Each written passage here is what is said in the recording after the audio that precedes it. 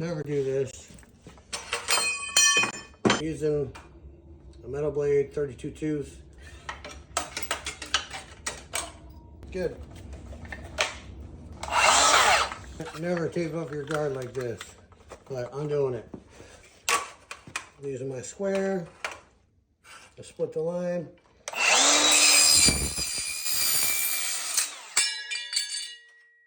Look at that. Woo! That's a nice clean cut.